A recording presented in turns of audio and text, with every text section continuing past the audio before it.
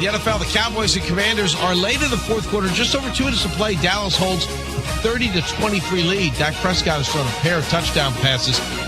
Coming up later, it'll be the Lions and the Vikings, followed by the Chiefs and Broncos from Kansas City. Jaguars cornerback Jordan Lewis will miss the remainder of the season. He's getting foot surgery and has been placed on injured reserve. To the NBA right now on ESPN Radio, ESPN and ABC. It's the Thunder and Spurs at the half, with San Antonio leading 69-60. ESPN's Doris Burke says the stakes are high now every time these two teams play. There's nothing I like more than a little healthy distaste between two teams who are going to play for important things. And when you watch these two young teams, and I swear age seems to be becoming less and less of a factor, I am here for absolutely all of it. Earlier, the Knicks trailed the Cavs by 17 in the second half, but rallied for a 126-124 victory. Jalen Brunson, 34 for the Knicks. Coming up next, it'll be Dallas at Golden State. Hey, it's Emmett Golden coming up on Friday on Unsportsmanlike with the Christmas Day slate in the rearview mirror. We'll turn our attention to Ravens and Packers with the future of both franchises hanging in the balance. It's Unsportsmanlike, 6 to 10 a.m. Eastern on ESPN Radio, ESPN2, and ESPNU.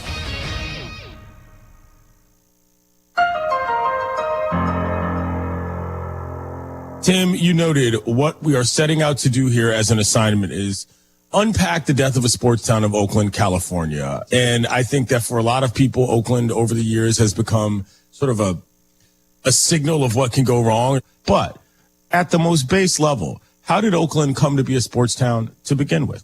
Well, as a professional sports town, Clinton, let's start with a building. Let's start with the Oakland Coliseum. This entire saga could be told through the point of view of this massive concrete on the side of Interstate 880 in East Oakland. It's kind of like if walls could talk, right? What would those walls in that ballpark tell us? And the irony is that the current terrible state of that ballpark is often used by owners and leagues as a big reason why two of those teams either have left or are leaving. But that building, weirdly, is the main reason that those teams came to Oakland in the first place. It was built to lure sports franchises, and it definitely worked.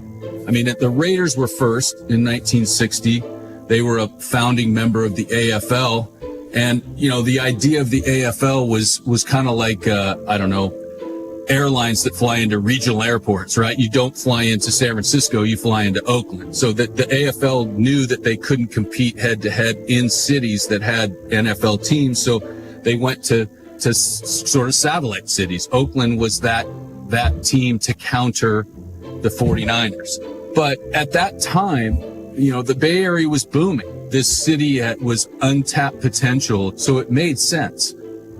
You know, the A's were next. It's kind of amazing that they stayed in Oakland as long as they have, because for the better part of that franchise's history, they have either threatened to relocate or claimed they were going to relocate or talked about going somewhere else just from the start almost. And I think, quick sidebar, people don't realize that franchise is the most moved in the history of the major leagues. Yes. And and the crazy thing is it's all been for different reasons, and it's all been done by different people. But they came to Oakland, the A's did, in 1968, 10 years after the Dodgers and the Giants broke the West Coast barrier by moving to Los Angeles and San Francisco. And, you know, they came to Oakland the same reason that the Raiders did. And this booming city with this big old stadium that had no baseball team in it. Everybody knows that look of the Raiders playing football on a baseball diamond, but there's also the Warriors, who clearly did not play in the Coliseum, but they have their own specific history. They do, Clinton, and it is just intrinsically tied to those other teams, because the Oakland Coliseum Arena, as it was known, opened in 1966 on the same grounds as the Oakland Coliseum ballpark. But, you know, it was this new modern facility that just completely outshined the Cow Palace, which is where the Warriors were playing in San Francisco. And in 1971, the Warriors moved to the Coliseum Arena, now known as Oracle Arena, and they became the Golden State Warriors. So it's worth noting that we're talking about a broad scope here. We're talking about 1960 to 2024. So it's 64 years of sports history in this town. And for about 35 of them, all three teams were playing in the same complex, sharing a parking lot. And for 52 of those years, there were at least two teams in the same complex, the Coliseum complex, which if you're a media member, you walk in through the same gate to get to both places. There were times when you could go to an A's game in the afternoon and a Warriors game at night and never go outside the complex. It was like the most modern complex, perhaps in sports. And I think, as you'll see, this story is as much the story of those two buildings, that Coliseum complex, as it is the story of any of those teams. We got NFL stadiums being named after credit unions these days, and a place called the Cow Palace once existed. We used to be a proper country, Tim. Anyway, so it did. And Wilt Chamberlain roamed that Cow Palace, Clinton. Come on, where it happened. Anyway, Oakland has a place, if you haven't spent any time there or don't know anybody from there, in itself as just a municipality is worth investigating in terms of what we know about it. What did teams find so appealing about the location as well as the facilities? Are you ready for another ironic point here, Clinton? I am. There was a time when multi-purpose stadiums were actually state-of-the-art.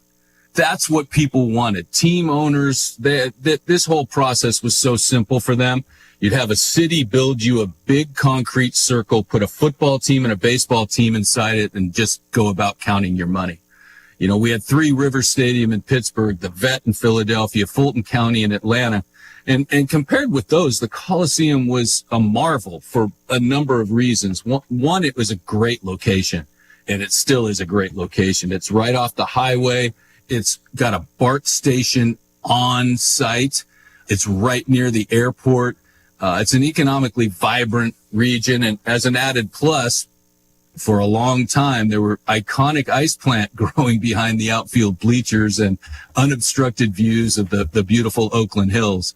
And, you know, beyond that, the city and the county, which owned that property together, half each, they provided all kinds of support for these teams. So the owners had a government on their side, and they had this fan market that, you know, I like to say that Oakland is like a Smoky Jazz Club and San Francisco is like the Symphony Hall. And the people in Oakland, they didn't want to go to the Symphony. They wanted to hang out with, you know, with people that rooted for the A's and the Warriors and the Raiders and tailgated in the endless parking lot of the Coliseum. And, you know, they embraced this. And the other practical part of this is that if you have a ballpark that holds two different teams, you know, you save money. You don't have to build a football stadium separately. You have this built-in sort of cost savings with two teams sharing this complex. Riverfront Stadium in Cincinnati also on that list of places that, well, that was what sports looked like in the 70s and 80s to a lot of people. But all of that infrastructural stuff is great. But if there's no rings, if there's no trophies, it doesn't really matter. Can you walk us through some of the higher points, achievement-wise, of Oakland pro sports history, sir? Clinton, I give you 1974. Let's start there. The A's win the third of their 3 straight World Series championships. Rollie Fingers wraps it up, and the Oakland Coliseum explodes into ecstasy as the Oakland A's capture their 3rd successive World Championship. The Raiders go 12-2. They have this incredible win against the Dolphins in a divisional playoff with Clarence Davis and the Sea of Hands touchdown. Body throws. It is. He caught it. They lose to the hated Steelers in the AFC Championship game, but that just fuels them for down the line. And the Warriors in 74, 75, they win their first title in the Bay Area. He's got it. The ball game is over. The ball game is over. And our Golden State Warriors are champions of the world. They are the unbelievable champions. They've got Rick Barry. They've got Al Attles, who was the first African-American coach after Bill Russell, who was a player coach, to win a title. So, you know, Oakland in 1974, it was the absolute center of the sports universe. Clinton, I want to just add something here that Oakland has this reputation, well-deserved reputation as this city of rebellion. You know, they didn't take any garbage in Oakland. You know, they were people that knew what they wanted. It's a very diverse community of diverse interests and diverse people that really all seem to get along, and sports brought them together. And there were several sort of eras where the A's were kind of a glue there. Obviously that 72, 73, 74 string of World Series championships with your man Vida Blue. There's a boy in Oakland named Vida Blue. Raleigh Fingers and Catfish Hunter and to top it all off, like Reggie Jackson, you know, they had this swagger and they sometimes fought in the dugout, and they really set the tone for A's baseball. They had the white cleats, you know, and the white pants, and they did it with style, you know, and they were really embraced by the city. Then we fast forward a little bit to the Bash Brothers in the late 80s, early 90s. Here's a drive in the right center field. That is really hit. It's well back, and there is home run number 100 for Mark McGwire. Mark McGwire, Jose Canseco, Dave Stewart, you know, there were incredible stars on that team. And then you had Oakland's own Rickey Henderson. Rickey goes, a pitch taken, he's going to have it. He does. Rickey Henderson, no contest, steals third base, jerks the bag from its moorings, and holds it aloft, representing number 939. I think he's a top 10 all-time baseball player. And Rickey was homegrown, and Rickey loved Oakland, and those teams went to the World Series 3 straight years and were favored each time, but only won one of them in 1989. And that one is carrying, and back goes Mitchell, and it's a launching pad again tonight. It's a ground ball to the right side, speared by Phillips, flips to Eckersley. Yes, he's there in time, and the A's are the world champions.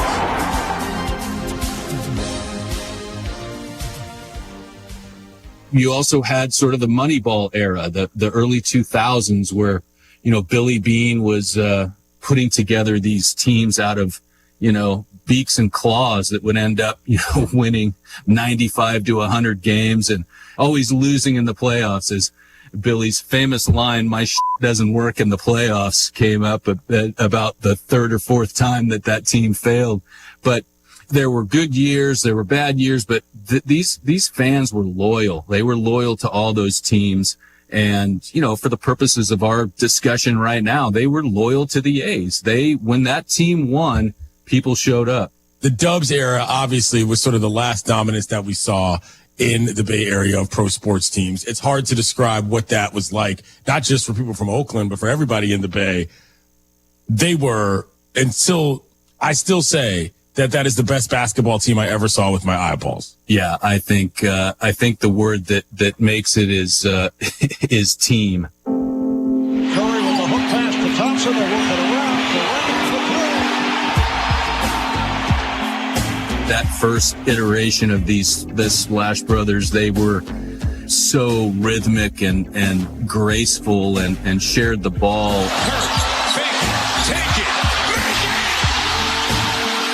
The Warriors had come out of some really bad years, you know. That was sort of an organically grown team, right? And they go on to win 3 titles in Oakland. There's a new dynasty in the NBA. The Golden State Warriors champions once again, back-to-back titles, 3 in 4 years, and the latest with a sweep. They just had that city in the palm of its hand. Oakland, I think above all, if you wanted to categorize it as a sports town, you'd first and foremost say it's a basketball town, and it's a very smart basketball town. That arena was filled with people that didn't look like the arena across the bay does now. You know, people could afford tickets, and people that just were that loved basketball more than they loved, you know, taking selfies of themselves next to the concession stands. I mean, these people, they always cheered at the right time. They always booed at the right time. You know, it was a party every night. Curry again.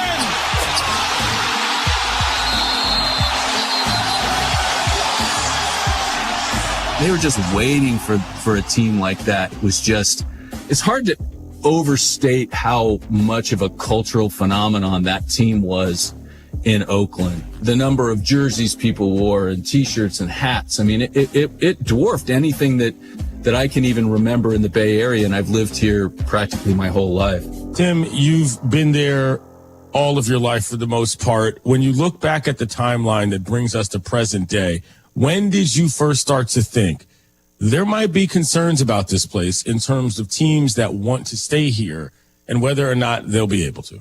Well, Clinton, I think it's always been sort of a problem of perception. And I think the first person that sort of threw that perception out there and had it gain traction was Al Davis.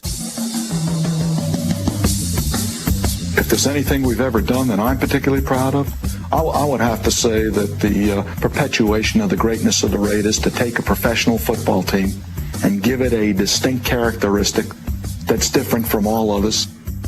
Al Davis was sort of a throwback, right? I mean, he's an owner that his business was not oil or hardware or pharmaceuticals. His business was football. He owned a football team, and that's all he did after he coached. And he had this, everyone knows the just win, baby mantra. Just win, baby.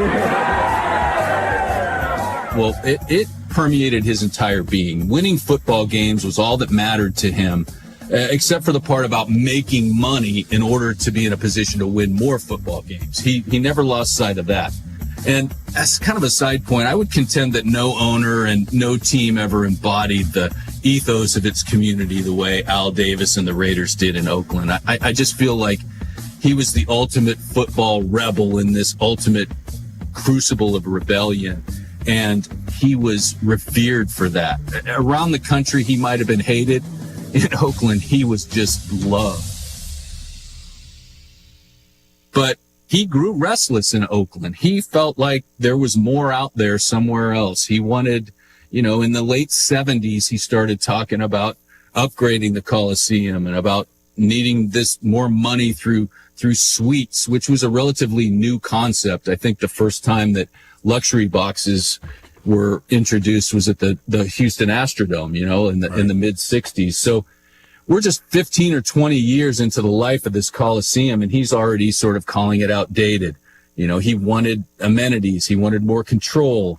So, the city and the county, not to get too far into the weeds, but they had another tenant. We've talked about this being a multi-purpose facility. Right. Well, they had the A's for 81 dates a year and the Raiders for roughly 10. So obviously the tie was going to go to the A's. They were going to make concessions for them and not ruin a baseball stadium for Al Davis. So, to get to the point, they eventually couldn't agree, and so Al Davis just packed up and left. Well, I needed a bigger venue. I knew and I foresaw that the suites were going to be a big thing and club seats. And they promised me in L.A. at the Coliseum that they would build those for me. It's hard to see that as a huge upgrade from the Oakland Coliseum, but the fans got their first taste of this torture, right? This long, drawn-out process that ended up with them losing a team, because Davis initially tried to move in 1980, and then he spent 2 years fighting the NFL, and then he finally got the okay to leave. To be real honest, the league tried to tell me you're not going. And the minute they said you're not going, I said I am going. And we got into a tug of war, and I wasn't sure who was going to give first. But the courts ruled that I could move. I think it's worth noting that the reason Al Davis had any leverage at all, considering the math of those home dates, is because the Raiders were super popular. He's the guy that hired John Madden. It wasn't like Al Davis was some crazy guy. He legitimately was a visionary. So I can understand how that push and pull would have been pretty taxing on the community overall. Yeah, definitely. And, those, again, I want to underscore something else here, is that the long-term impact of Al Davis's decision to move the Raiders to L.A. I mean, the way he went about it, and the way he painted local government as not only uncooperative, but unwilling to give the owners what they wanted. He was the first person to do that, and he proved to be not the last one to do that. It was precedent setting, and he managed to create a perception that other owners were more than happy to promote. And because Davis actually left and Oakland lost the Raiders, initially for just 13 years, it really kind of created and cemented this unfair idea that Oakland is a bad place for big time sports. You know, sliding doors moments, splits in the multiverse moments, whatever you want to call them, they abound here. There's so many stops along the way where a decision maker or a group of decision makers were considering one option, but ended up going with a different option. And in retrospect, almost every time that decision made it harder and harder for the teams and the city to maintain their partnership. Can you explain how that played out? Yeah, I can. I think, you know, it's sort of easy to see it in retrospect, right? We look back and see, okay, well, this begat that. And I think that, you know, the fact that, you know, Al Davis couldn't get everything he wanted in Los Angeles either, right? So in 1995, he's back in negotiations with Oakland. There was a council member, famous Oakland City Council member named Ignacio de la Fuente, who went to bat for Al Davis and essentially helped push through this plan that would bring the team back, and included building what is now known as Mount Davis, which is a monstrous third deck in the outfield of the baseball stadium that ran parallel to the football stadium. So these were good football seats and impossible baseball seats. And it changed the whole dynamic of the Coliseum.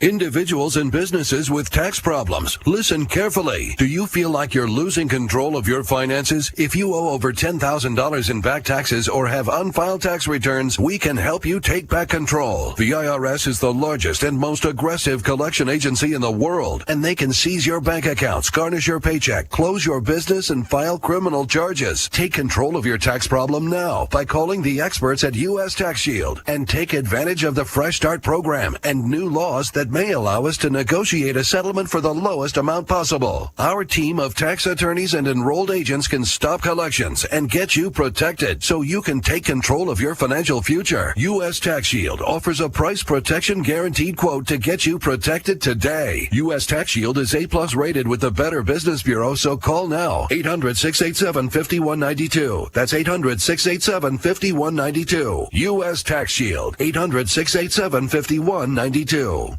I've got to clean out this garage. Let's see. What's the cheapest and easiest dumpster service in our area? Here's what I found. The doggy bag. Think she's broken. I'm not looking for takeout. Siri, try again. The doggy bag from Bulldog Disposal in Mahomet. Doggy bag? What's that? If you got junk that needs to go, but you don't want the hassle of having an enormous dumpster delivered, grab a doggy bag, keep it as long as you need. They'll come take it away. For more information, just visit bulldoggybag.com. That's bulldoggybag.com. At Pards in Urbana, the boots just keep on coming. They're known for their huge collection of men's cowboy boots, women's cowgirl boots, kids' boots, and even shoes. If you're searching for top footwear brands, look no further than Pards. They carry a wide variety, including Ariat, Dan Post, Smoky Mountain, Roper, Double H, and more. And if socks or accessories are what you need, they've got all your high-quality essentials. Since 1968, Pards has been serving their customers with high-quality merchandise. And if you haven't been to Pards in a while, a lot has changed. Go check them out just off University Avenue in Urbana. Actually, I called the provider. It was just going to be a while before I could have service, and I couldn't wait, so I was recommended to Classic. Professionalism, their dependability, credibility, and the service technicians, I wouldn't ever call anybody else. I truly believe that after people have experienced other companies and then given us a try, they can clearly see the difference. Visit ClassicPlum.com. Hi, this is Kevin Rogers, president of the Philo Exchange Bank. Our bank's been through the ups and downs of the local agricultural community since 1883. With over 147 years of combined lending experience, let our local ag lenders work with you and help your farming operations succeed. Philo Exchange Bank, hometown community banking since 1883, member FDIC, equal housing lender. Let your local farmer's insurance agent, Michael Rumsey, put his experience to work for you. Michael Rumsey proudly serves Champaign County families and businesses and is ready to review your existing policies or provide a no-obligation quote today. Call Michael Rumsey at 217-363-3030 to get smarter about your insurance. Again, that's Michael Rumsey at 217-363-3030. We know a thing or two because we've seen a thing or two. We are farmers. Bum, bum, bum, bum, bum, bum. Underwritten by Farmers Truck Fire Insurance Exchanges and Affiliates. Products not available in every state. I'm talking about if he is saying just fan heckling stuff. He's saying his full name. He's telling me he sucks. Whatever. He's being a fan, man. He might be being a jerk of a fan, but he's being a fan. He doesn't root for your team. You have to have the wherewithal in that moment to ignore it and walk away. You shouldn't even be over there where the fans are. All you had to do was walk 2 feet further away and you wouldn't have even heard it. Are you ready to make a difference for the environment while helping the visually impaired at the same time? Then donate your vehicle to Heritage for the Blind today by calling 1-800-983-6530. Every donated vehicle will either be properly recycled in an eco-friendly manner or given a new life through reuse. Donating your vehicle is easy. Simply call 1-800-983-6530 and Heritage for the Blind will do the rest. They'll even arrange for your vehicle to be picked up at no cost to you. And for a limited time, when you donate your car, you'll receive a $200 restaurant voucher and a 2-night, 3-day hotel stay at one of 50 locations. Call 1-800-983-6530 right now to schedule your vehicle donation and make a positive impact on the environment while helping others. Heritage for the Blind, where every car donation counts and every person makes a difference. Call 1-800-983-6530 now. This advertisement is paid for by Heritage for the Blind.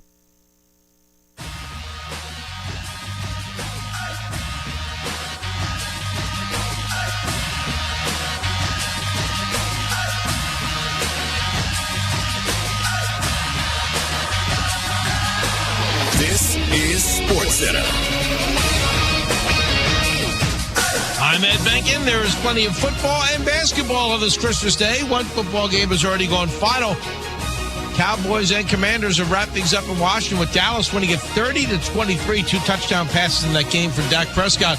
One of them coming to start the scoring. Prescott under center. Play action, back to throw. Right side of the end zone. Back of the end zone, Ferguson. In the right back corner of the end zone. Never mind, 4th down. That call at 105.3 The Fan, as Dallas is now 8-1 on the season. Coming up in a few moments, the Lions and the Vikings, followed by the Chiefs and Broncos in Kansas City. Jaguars quarterback Jordan Lewis, the season is over. He is having foot surgery. He's been placed on injured reserve. To the NBA right now on ESPN Radio, ESPN and ABC, the Spurs continue their mastery of the Thunder. Final minute of the third quarter, San Antonio on top in Oklahoma City, 93-79. Earlier, the Knicks trailed the Cavs by 17, rallied for a 126-124 victory. Coming up later today, Dallas at Golden State. The Lakers host Houston, and the Nuggets are home to face the Timberwolves. Hey, it's Emmett Golden coming up on Friday on Unsportsmanlike with the Christmas Day slate in the rear-view mirror. We'll turn our attention to Ravens and Packers with the future of both franchises hanging in the balance. It's Unsportsmanlike, 6 to 10 a.m. Eastern on ESPN Radio, ESPN2, and ESPNU.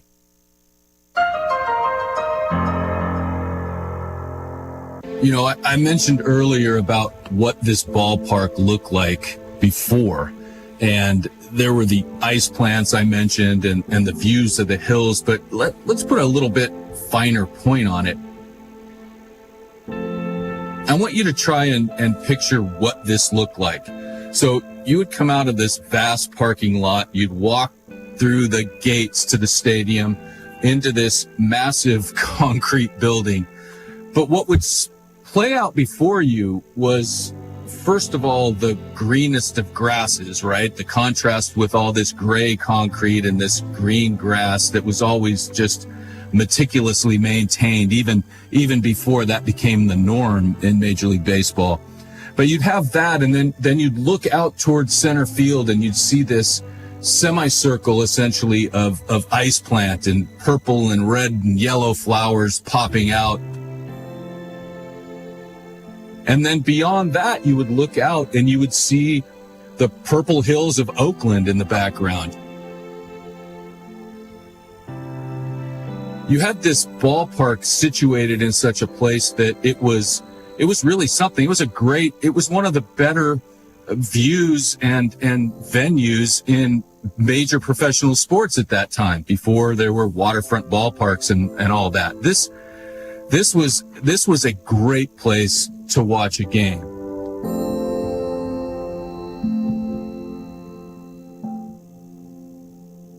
And then Mount Davis was built, and that view was completely obstructed, completely lost. And this was all happening. This was being built while the A's were actually playing.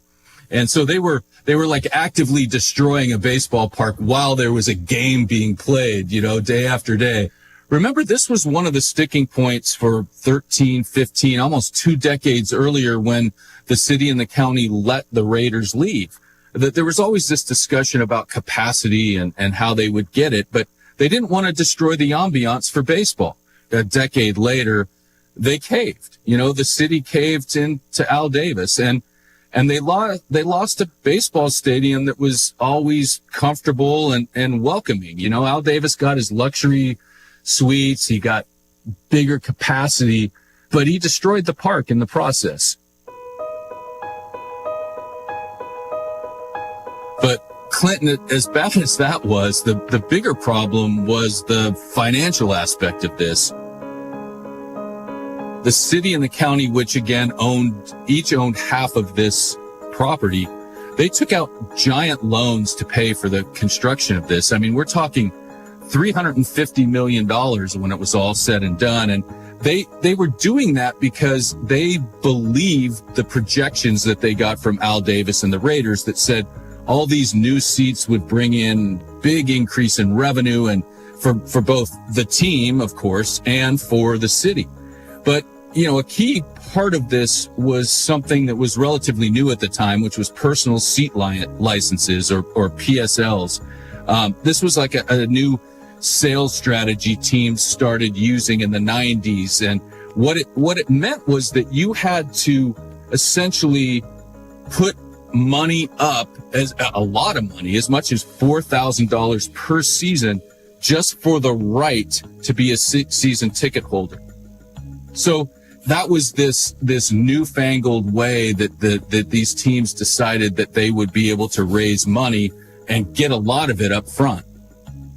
But the problem is that only works if everyone buys in. It's a supply and demand, right? So if you create this 75,000 seat stadium and you can only sell 40,000 seat licenses, then you've got 35,000 seats that are going at single game prices every week. Who's going to buy that personal seat license after that first year when they know that they don't have to? They can go to every game without doing that. And you've still got these fans who are jaded. This team had left once before, so it was doubly hard to convince these people to fork over this much money up front for a product that they weren't sure was committed to them. So quickly, just to recap, the ambiance of the stadium has been ruined. And in the process of ruining that ambiance, the city and county have put themselves in a huge financial hole. Knowing that, Tim, it's not really hard to imagine how this all goes south. No, that's absolutely right, Clinton. And the thing we have to remember is that local government, they didn't have to do any of this in the first place. They signed up willingly into this project. And I think they did it because they felt it was their one chance to revise history and return Oakland to what they felt was its rightful place as the home of 3 major professional sports franchises. But, when they signed on, they did it because they believed what Al Davis and the Raiders were telling them about this windfall that was going to fall from the sky, literally from Mount Davis. And I would imagine in retrospect that many of them wish they'd been a little more skeptical and done a little bit more research on those projections, but they weren't and they didn't.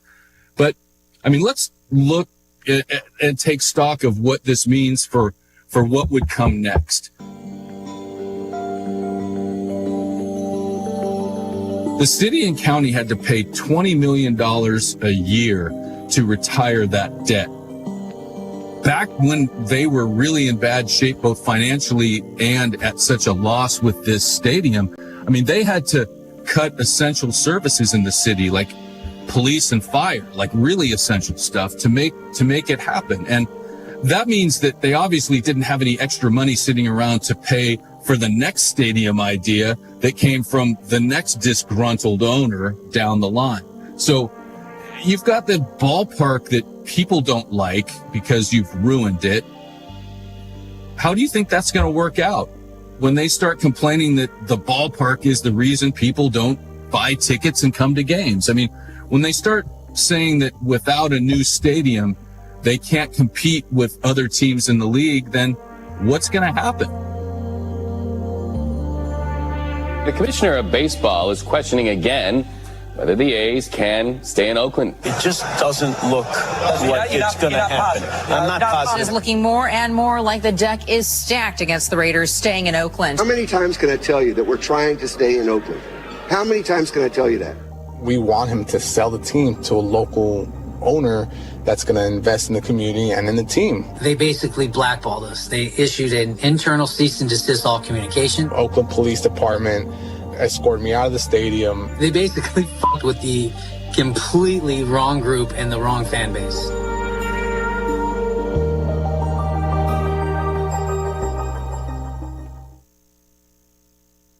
Are you ready to make a difference for the environment while helping the visually impaired at the same time? Then donate your vehicle to Heritage for the Blind today by calling 1-800-983-6530. Every donated vehicle will either be properly recycled in an eco-friendly manner or given a new life through reuse. Donating your vehicle is easy. Simply call 1-800-983-6530 and Heritage for the Blind will do the rest. They'll even arrange for your vehicle to be picked up at no cost to you. And for a limited time, when you donate your car, you'll receive a $200 restaurant voucher and a 2-night, 3-day hotel stay at one of 50 locations. Call 1-800-983-6530 right now to schedule your vehicle donation and make a positive impact on the environment while helping others. Heritage for the Blind, where every car donation counts and every person makes a difference. Call 1-800-983-6530 now. This advertisement is paid for by Heritage for the Blind.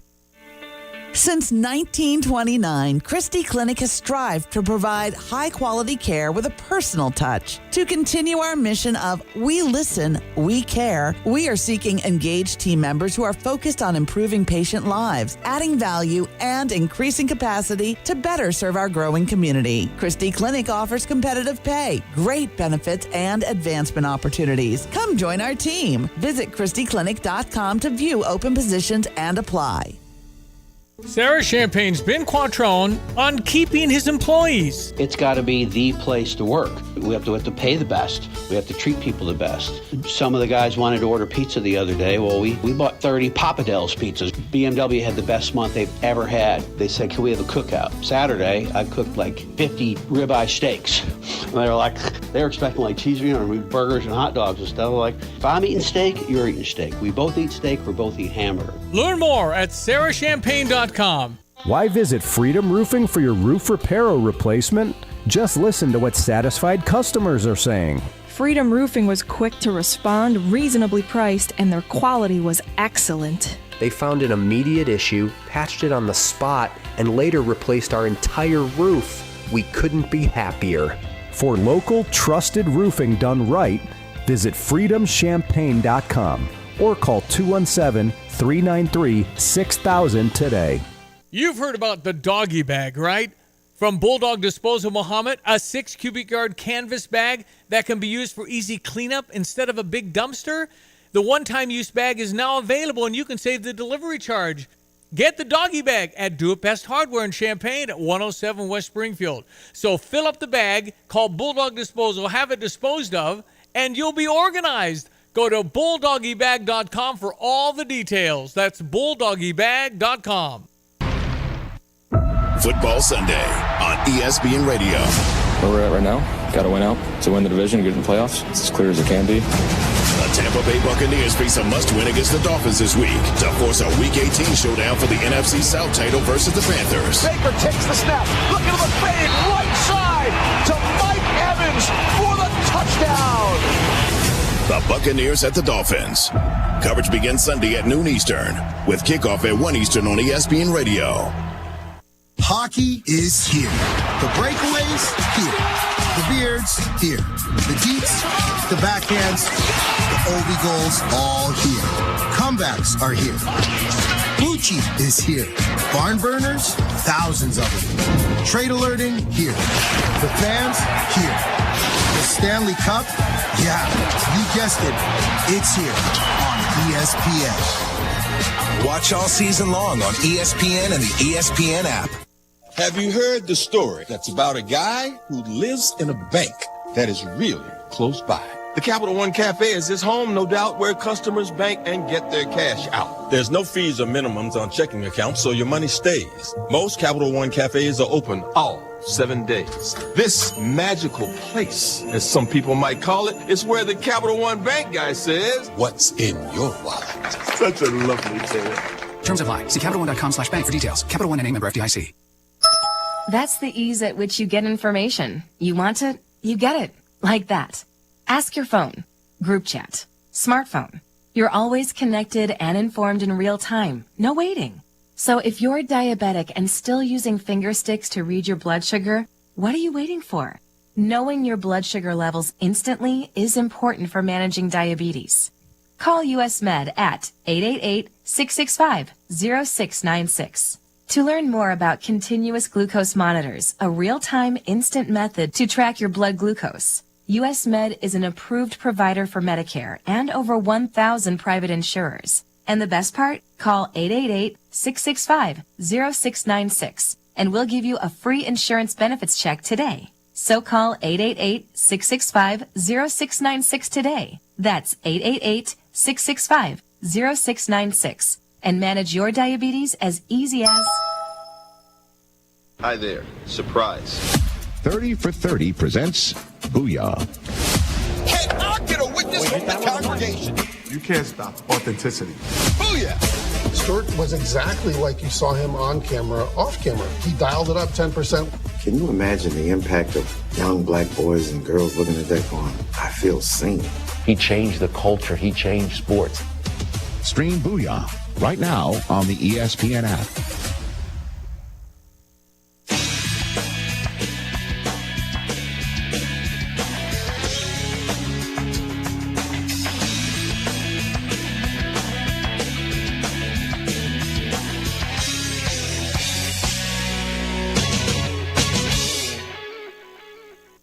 This is ESPN Daily. Tim Kewen, we are now kicking off part 2 of our story on the death of Oakland as a big-time sports town. Can you recap for the folks where we left off last week? Yeah, sure, Clinton. I think last week we left off by explaining how the Raiders returned to the city in 1995 after a 13-year run in Los Angeles proved to be a fateful decision with many dominoes in its path. I think the circumstances around that return, mostly the addition of a new deck at the Coliseum, it ruined the atmosphere of that stadium.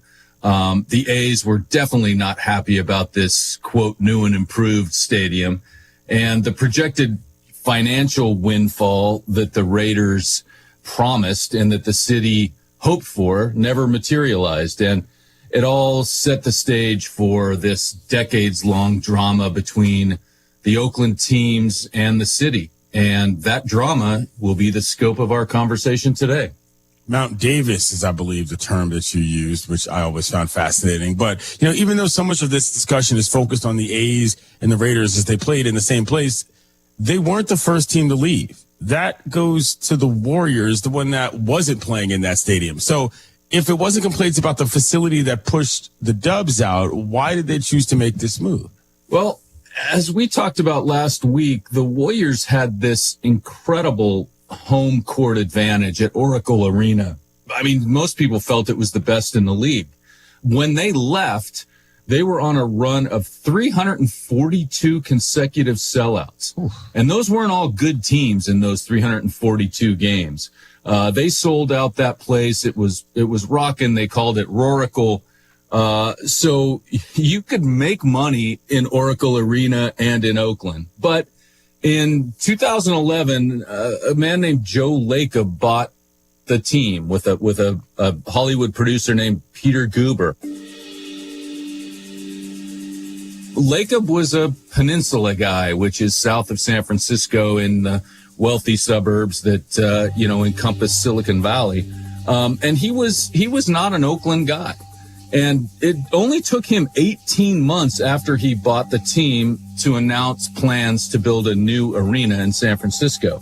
And, this is not this iteration of the Warriors that we see now. This was 3 years before Steph Curry and Klay Thompson and Draymond Green won their first championship.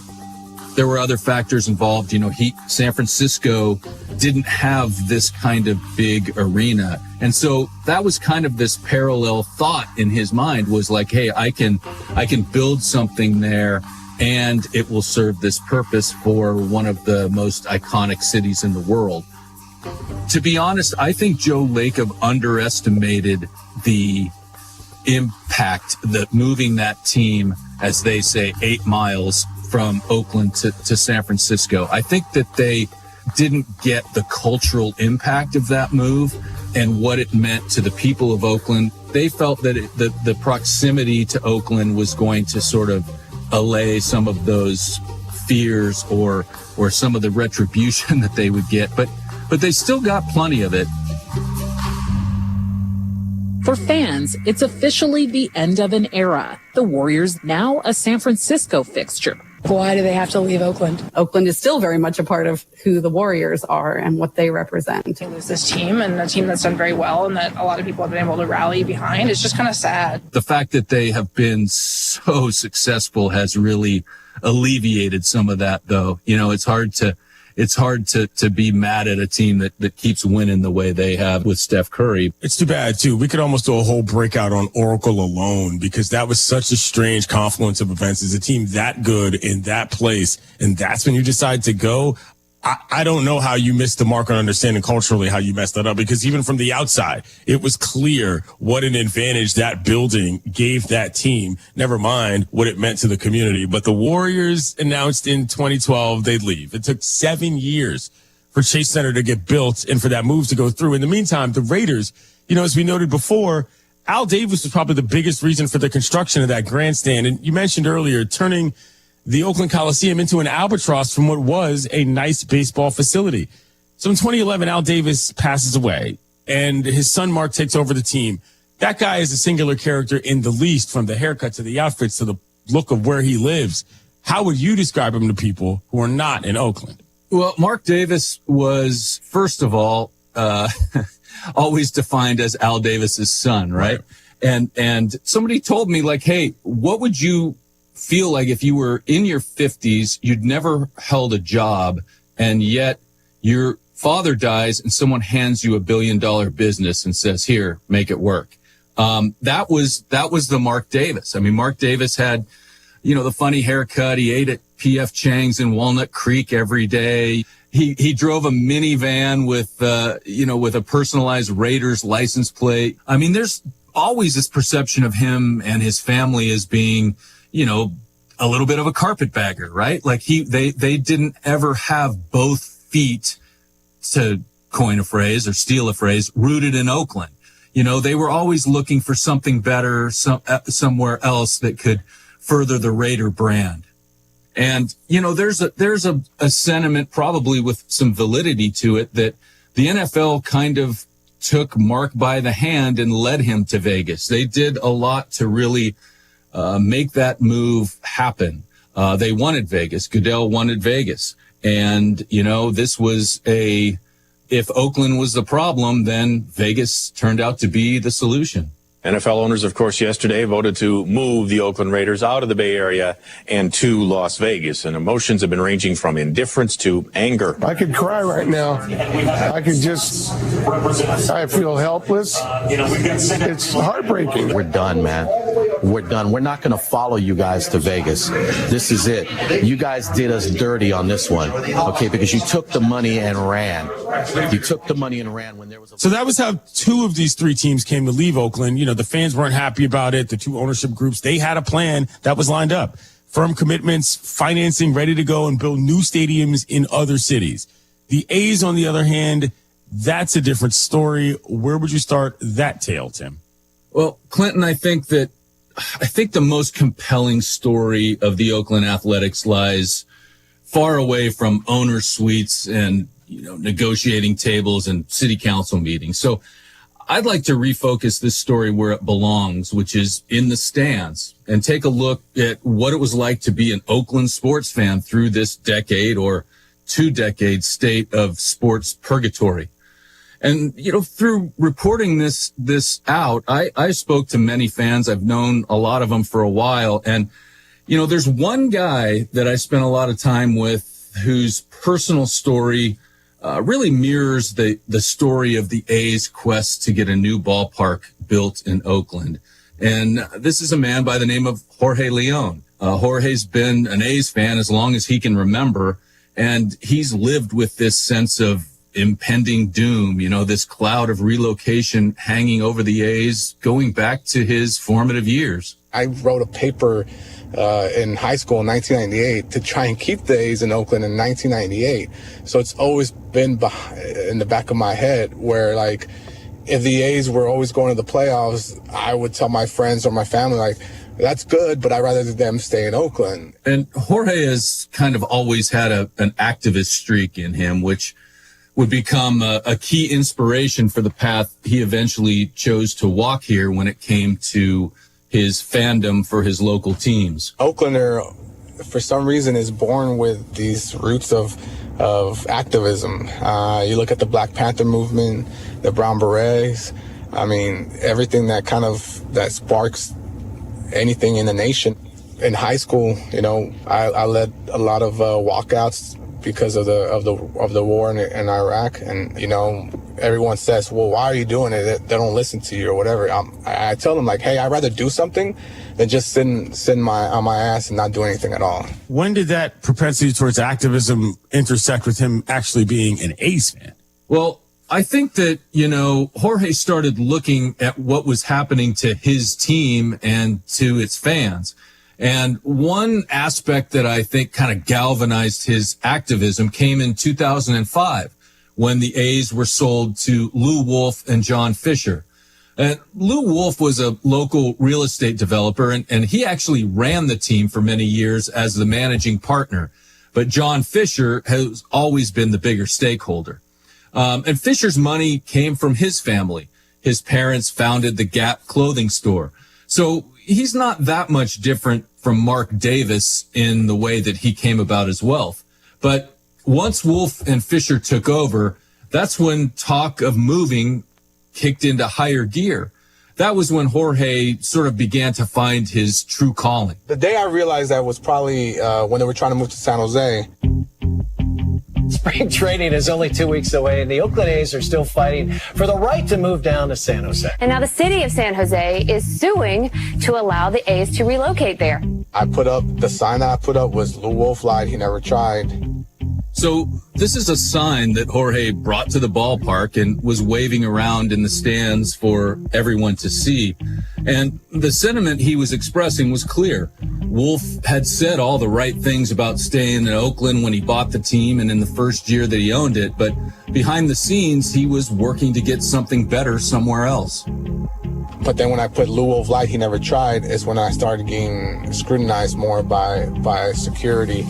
And they made me take it down. They made the Oakland Police Department kind of escort me out of the stadium. And at that time, the city attorney put out a letter saying that you cannot use city police officers to escort fans out for expressing the freedom of speech. And I think that kind of took off from there. I was like, oh, that's how you get attention, right? That's when I was like, okay, you know what? I'm going to start hanging signs until I push the button, and they're going to look bad.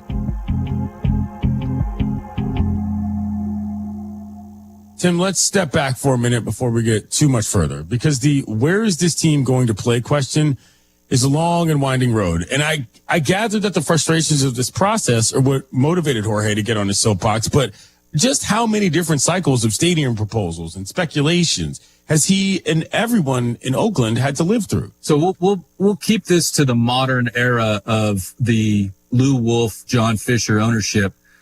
First it was San Jose, which they had an actual sponsorship agreement in place for a non-existent stadium until the Giants stepped in and said, hey, hold on, that's our territorial rights. You can't have San Jose because when we agreed to stay in 1992, the commissioner's office gave us San Jose as part of our market. The next one was Fremont, which is a suburb south of Oakland, that never really gained any traction. They said they were going to move to near Lake Merritt, beautiful site on a property owned by Laney Community College.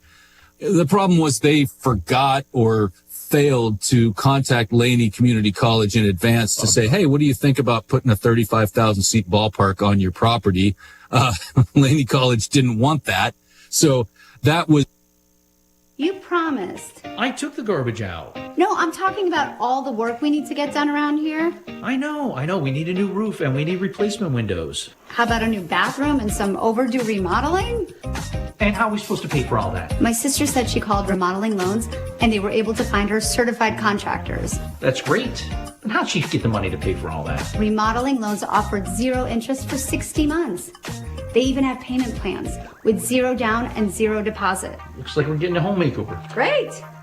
Now, if I only knew someone to call for a husband makeover. Really?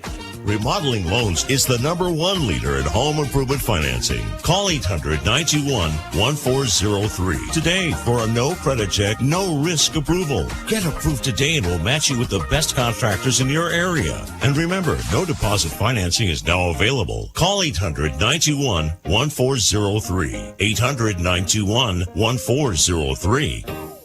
Just like a great football coach, he comes up with a game plan. He plans on doing the right thing at the right time. Winter is a great time to make home improvements such as new siding, windows, gutters, garage doors, and even phantom screens. So don't get uptight, relax, and enjoy the game. Just don't drop the ball. Call Dillman Brothers and score big. 217-344-8290. You can also contact us by email on our website, DILLMANbrothers.com. Get your exterior in shape. No rookies, only pros at Dillman Brothers. Make it an unforgettable New Year's Eve at Houlihan's. Enjoy an exclusive 4-course feast for couples and singles paired with special cocktails or mocktails. Book your reservation for 5, 6:30, 7:30, or 9 and get a complimentary sparkling beverage for a toast. But that's not all. Stay the night in a luxurious hotel room at iHotel. $89 before tax. Perfect for a cozy New Year's getaway. Reservations are preferred, but walk-ins are welcome. Visit stayatthei.com or call 217-819-5000. You have a Dixie chopper, ladies and gentlemen, and I would presume they have till the end of this month to go buy this deal. A $7,500 Dixie chopper, which your place at Dedicated Diesel can service. So this is something that you'll have support for. But it's a $7,500 fastest lawnmower ever made, Dixie chopper. What is this deal? It's a Z2 42-inch cut, and we'll sell that the first $4,000 out the door.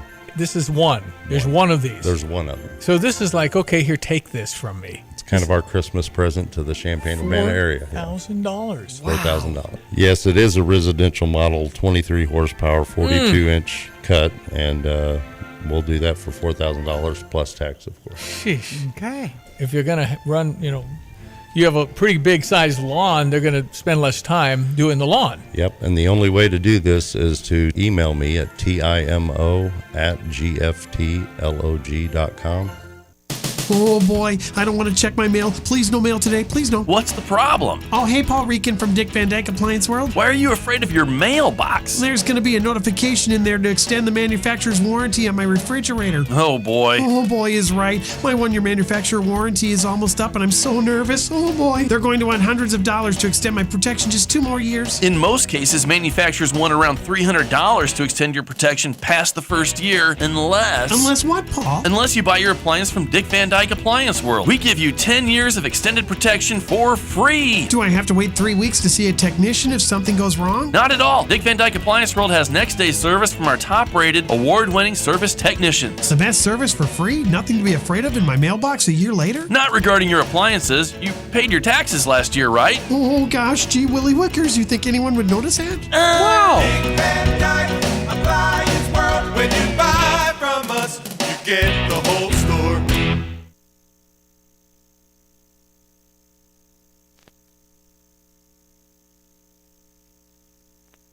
This is SportsCenter. I'm Ed Benkin. It might be that the Oklahoma City Thunder do not want to see the San Antonio Spurs again anytime soon. The Spurs are about to hand the Thunder their third loss out of 5 on the season. San Antonio leads Oklahoma City 114-100, a minute 20 to play in OKC, as the Spurs are looking for their third win of the year against the Thunder. Earlier, the Knicks were down 17. They rally to defeat the Cavaliers 126-124. Jalen Brunson had 34 for the Knicks. Coming up, it'll be Dallas against Golden State, Houston and the Lakers, and the Timberwolves and the Nuggets. To football, where the Vikings and Lions are scoreless as they play late in the first quarter of Minnesota. Meanwhile, the Cowboys took care of business against the Commanders. Okay, this is to put the game away. 4th and 1 at the Washington 33. It's a quarterback keeper by Prescott. That is a tush push, and that's a first down. And everybody, it's a Dak push, and the Cowboys are going to win on Christmas. That call on 105.3 The Fan as the Cowboys defeat the Commanders 30-23 to go to 8-8-1 of the season. After Detroit, Minnesota, last game will be the Chiefs and Broncos today. Hey, it's Emmett Golden coming up on Friday on Unsportsmanlike with the Christmas Day slate in the rearview mirror. We'll turn our attention to Ravens and Packers with the future of both franchises hanging in the balance. It's Unsportsmanlike, 6 to 10 a.m. Eastern on ESPN Radio, ESPN2, and ESPNU.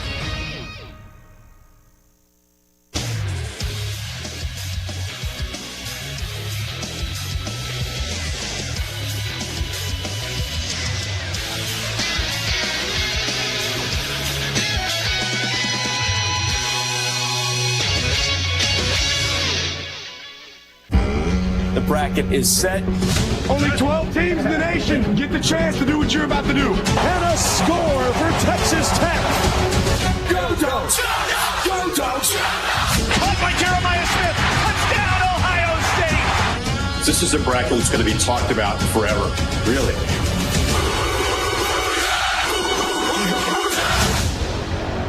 This is the College Football Playoff Preview Show on ESPN Radio. The 12-team college football playoff is now down to 8.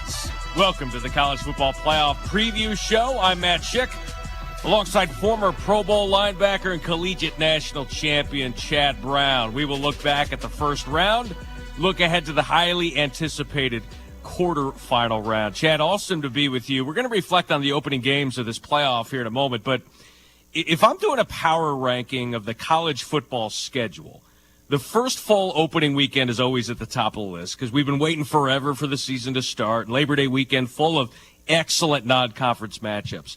But also at the top, Chad, now that we know the matchups, these quarterfinals, New Year's Eve, we have Ohio State, Miami. Then New Year's Day, it's Oregon, Texas Tech, Indiana versus Alabama, and Ole Miss versus Georgia. Chad, all of them with realistic hopes to win a national championship. Matt, I'm glad that you've set it up this way because we're past that first round where they're, I'll go with a controversial take just to start the show. Those group of 5 schools didn't deserve to be here. So now we've gotten to eliminate that. We've gotten past that. And we've gotten ourselves to the quarterfinals. We've got some wonderful matchups here. Indiana, are they truly the best team in the country? We saw Alabama put together that great comeback last week against Oklahoma. Then in the Cotton Bowl, Ohio State, a lot of folks think they're the best team in the country versus Miami with that elite defense who can get after pretty much any quarterback they face. The Sugar Bowl, Georgia and Ole Miss, it's a rematch. Is it a revenge game? Well, we're going to find out. And then Texas Tech and Oregon, that elite Texas Tech front seven versus that explosive Oregon offense and Dante Moore. These are all super compelling games, and I can see cases why each team could win in advance. So many great storylines for all of these games. Let's look back at the first round games for just a moment. There were a couple of interesting outcomes. First, Alabama comes back from 17-0 down to beat Oklahoma. Miami takes down A&M in a defensive slugfest, 10-3, game-sealing pick in the end zone. Ole Miss hammers Tulane. Oregon handles James Madison. Of those first-round winners, which one impressed you the most? I'm going to have to go with Miami as the most impressive win for me. Snap, Beck, give to Tony on the pop pass, gets around the corner at the 10 to the 5, and into the end zone, touchdown! Malachi Tony on an 11-yard run, and the first touchdown of the game comes with 1:44 to go. Miami has the lead. Well, I know it wasn't a lot of points scored in that game, but for Miami to go to Kyle Field, one of the most difficult places to play in all of college football, to get that upset and to do it against Texas A&M, who I thought was a better team all season long than Oklahoma was. So if the comeback for Alabama versus the win by Miami at Kyle Field, I'm going to say that win was more impressive, particularly on the defensive side of the ball.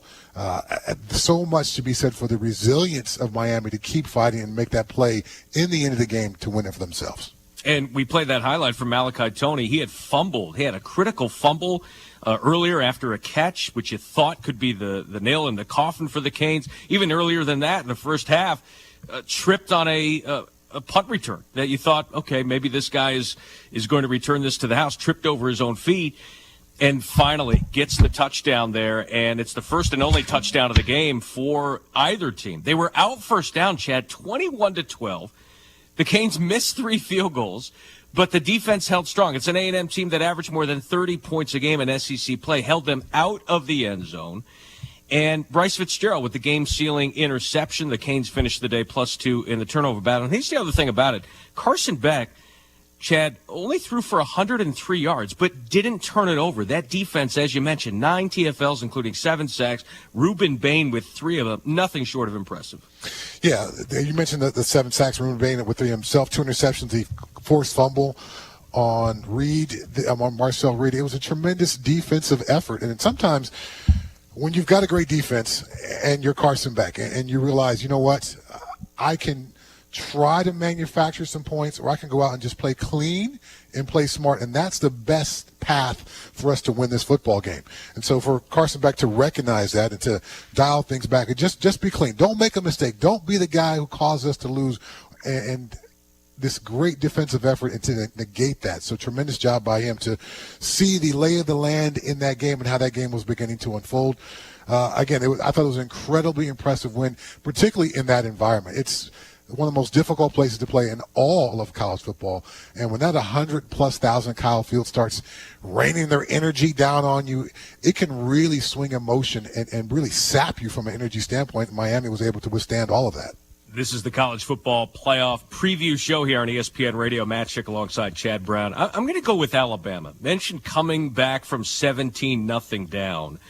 It's 17-7 in the second quarter. Oklahoma doesn't convert on a third down play where John Mateer could have run 40, attempts a deep shot. The pass is dropped. The Sooners punter then, as they get set to punt, he initially drops the ball without kicking it. The punt is blocked, turns into a field goal. It's 17-10.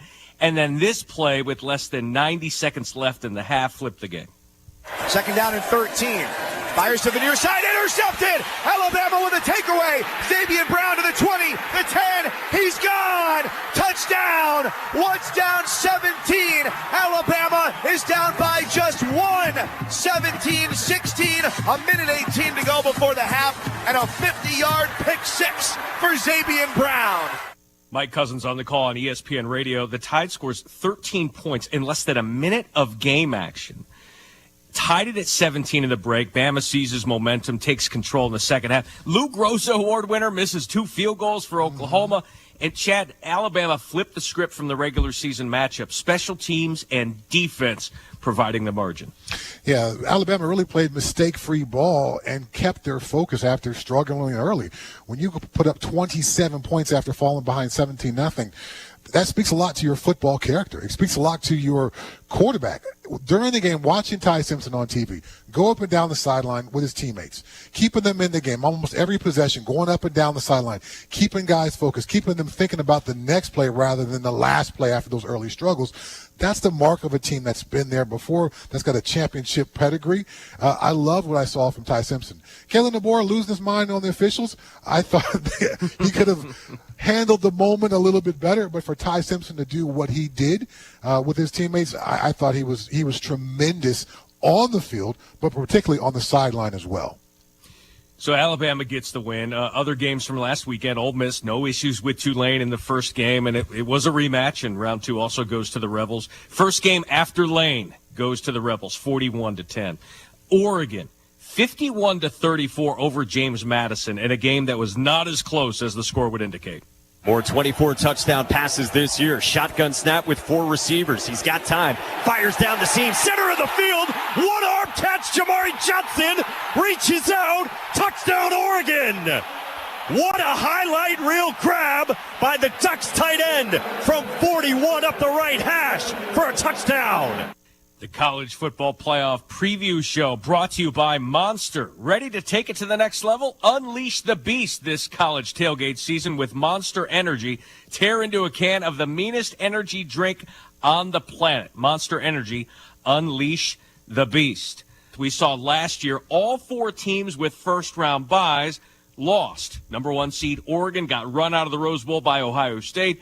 Arizona State fell to Texas in overtime. Boise State, overmatched by Penn State, and Notre Dame got the better of Georgia. 3 of those losses were by at least 2 scores. Now, Chad, we also have straight seeding then, so it's a little different in terms of these matchups. But as a former player, do you prefer rest or do you fear the rust with these top 4 teams having these nearly month-long layoffs?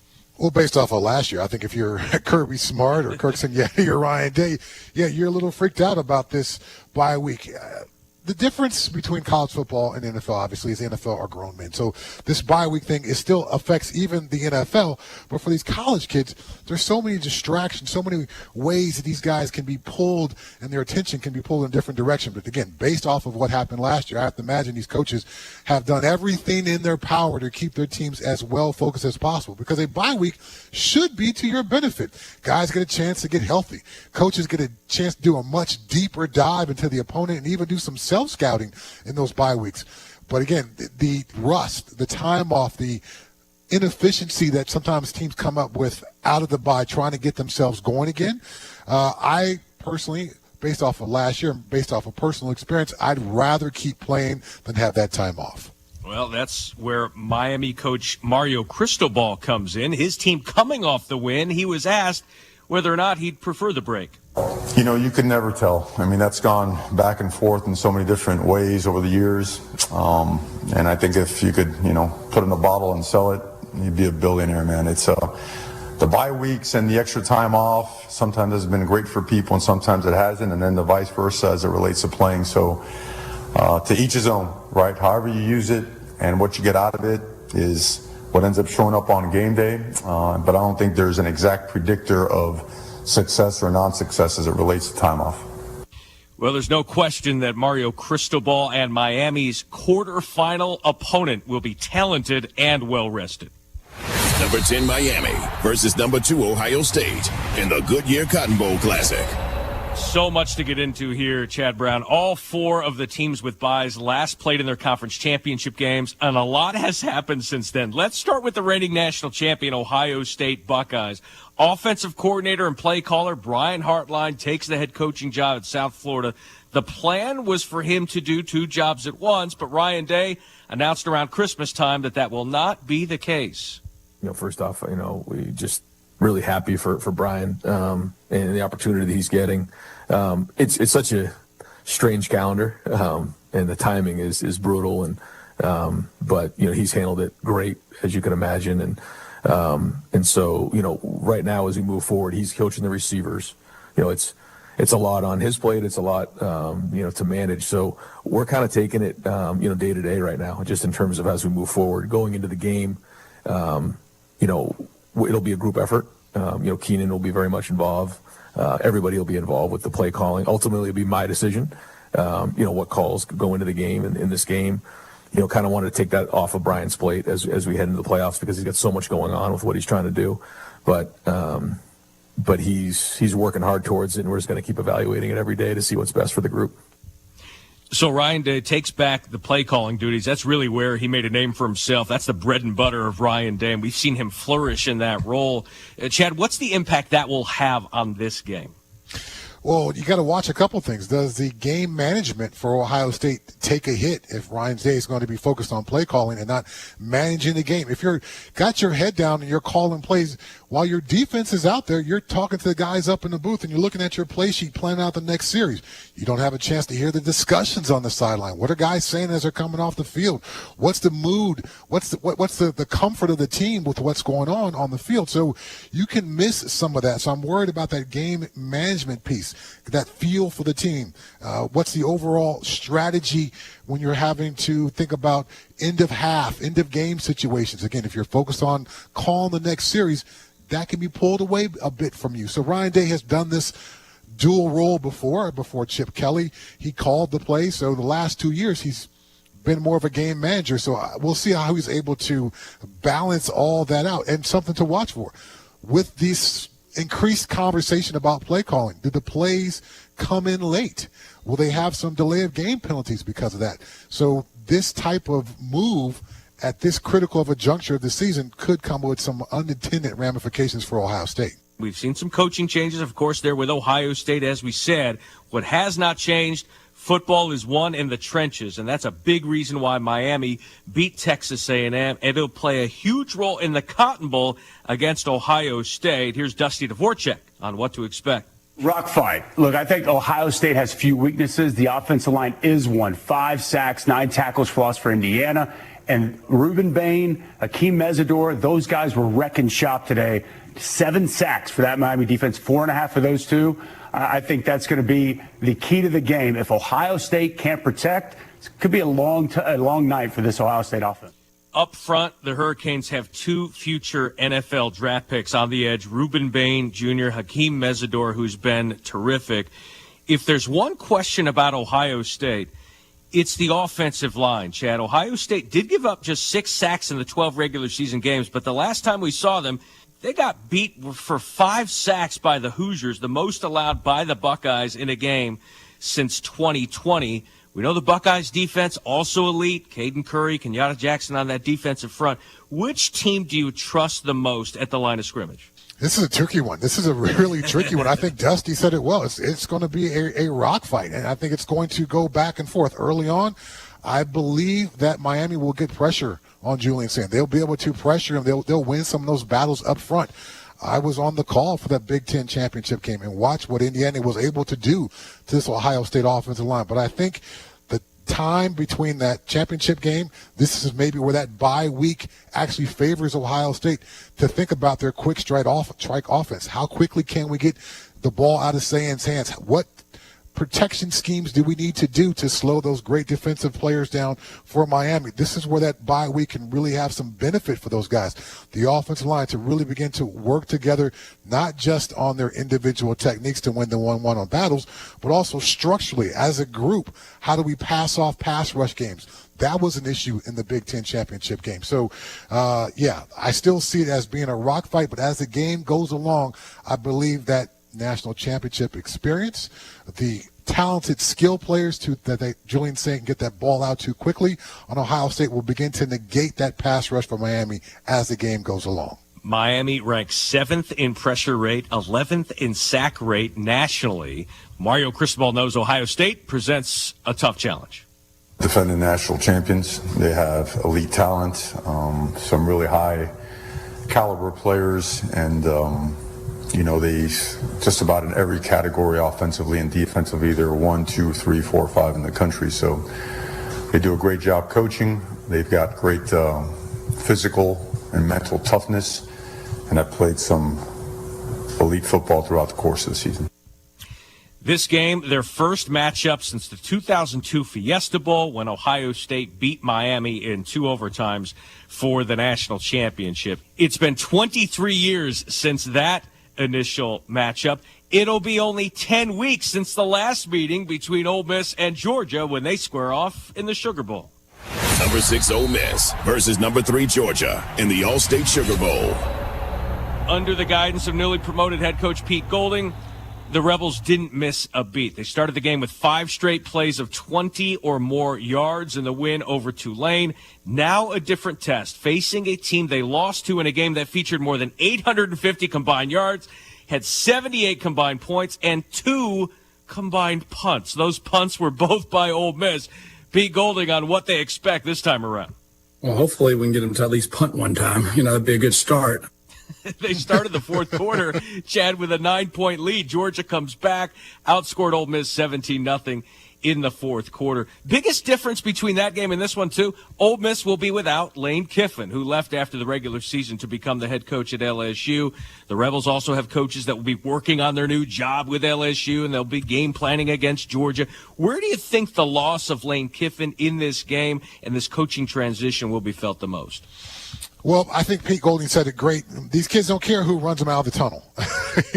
So there's that aspect. But I think an interesting part of this is a defensive-minded head coach, Pete Golding, the defensive coordinator, versus an offensive-minded head coach. They're going to look at the game through a different lens. They're going to call the game through a different lens. They're going to try to affect the game through a different lens. So I know everyone's pointing back to that matchup earlier this year, but if you've got a defensive-minded head coach in a game that was so close and he's making a few more decisions that favors his defense, to his point, to try to force at least a few more punts in this game, that could be the difference in this. So I played for Bill Cowher in the NFL, and we won a lot of games 17-10, 20-17, 21-14.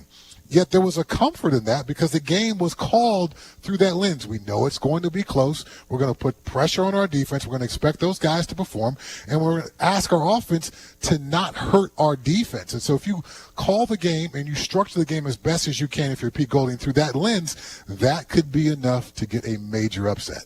Georgia head coach Kirby Smart says, Lane or not, that Ole Miss offense will provide a challenge. The offensive coordinator and the staff is still all there. So, I mean, they're not going to make overhaul or make large changes, right? They got something that really works well. They got a really high-powered, explosive, great wideouts, really good tight end, one of the best backs in the country, arguably the quarterback that may be playing the best in the country in terms of his ability to make throws in all areas. I mean, the guy's elite. He was elite last time we played him. He's just as elite or more elite now because he's gotten more experience and more confidence. So they're playing at a really high level offensively, and I mean, Lane has something to do with that because he helped build it and get them there. But Charlie's done a tremendous job calling the plays and doing those things. Talking about Charlie Weiss Jr., who came back to coach and coordinate the offense in the college football playoff. ESPN Radio is presented by Progressive Insurance. Take the next step forward in your career with great benefits and an award-winning workplace. Apply at careers.progressive.com. The winner of Ole Miss and Georgia will face either Ohio State or Miami in the semifinal.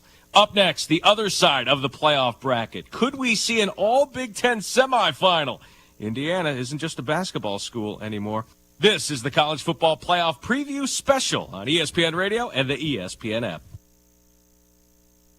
Every 40 seconds, a child is reported missing. That's 2,000 children every single day. It's a heart-wrenching reality that we can no longer ignore. Find the Children is a non-profit organization dedicated to helping find missing kids. You can be a part of their mission by donating your unwanted vehicle, running or not. Call 1-800-294-0222. We guarantee that you will receive the maximum tax deduction. We provide fast, free pickup with 24-hour response. Call 1-800-294-0222. Find the Children provides crucial resources to help find missing children and educational materials to teach kids how to recognize and avoid predators. Our recovery programs have a proven track record of reuniting kids with their families. It's time to act. Donate your unwanted or unused car. Help us build a world where every child is safe. Pick up the phone and call 1-800-294-0222. Together, we can bring these kids home safely. This advertisement was paid for in partnership with Cars R Us and Find the Children. From computer systems to brakes and tires too, at PDR, fixing cars is what they do. Remember, when you turn the key and the car won't run, call 367-9481 or use their dedicated text-only line at 383-0619. Additional information including repair quotes and online scheduling requests available from the website at pdrauto.com. Remember, they are what's best for your truck or car. They are PDR. In 1925, Bud and B. Reichert founded a small plumbing business in Urbana. Today, nearly 100 years later, A&R Mechanical is still thriving. A&R Mechanical believes in designing, building, and maintaining. As one of the largest and most innovative contractors in the Midwest, their team creates and sustains essential facility systems for iconic structures like the State Farm Center, the Memorial Stadium expansion, the Oven Basketball Complex, the Smith Football Performance Center, along with baseball, softball, and the Demersion Indoor Golf Facility. I'm Jay Lehman, former Fighting Illini All-American linebacker. As a longtime Champaign-Urbana resident, I can assure you that A&R Mechanical and their contributions have been a cornerstone to this community. Congratulations, A&R Mechanical, on 100 years of dedication, innovation, and community spirit. Design, build, maintain. It's what they've done for nearly 100 years and what they'll continue to do for the next 100 years. A&R Mechanical, celebrating a century of excellence and service. Visit ar-mech.com for more details. When looking for a bank, you deserve the best. Philo Exchange Bank is a best of Bauer bank rated 5 stars in financial strength and stability for over 28 consecutive years. Banking with us means you're banking with one of the strongest banks in the nation. Visit any one of our locations in Philo, St. Joseph, Allerton, or Broadlands to experience the best firsthand. Philo Exchange Bank, hometown community banking since 1883. Member FDIC, equal housing lender. Have you heard the story that's about a guy who lives in a bank that is really close by? The Capital One Cafe is his home, no doubt, where customers bank and get their cash out. There's no fees or minimums on checking accounts, so your money stays. Most Capital One Cafes are open all 7 days. This magical place, as some people might call it, is where the Capital One Bank guy says, "What's in your wallet?" Such a lovely tale. Terms apply. See CapitalOne.com/bank for details. Capital One and a member FDIC. That's the ease at which you get information. You want it, you get it. Like that. Ask your phone. Group chat. Smartphone. You're always connected and informed in real time. No waiting. So if you're diabetic and still using finger sticks to read your blood sugar, what are you waiting for? Knowing your blood sugar levels instantly is important for managing diabetes. Call US Med at 888-665-0696.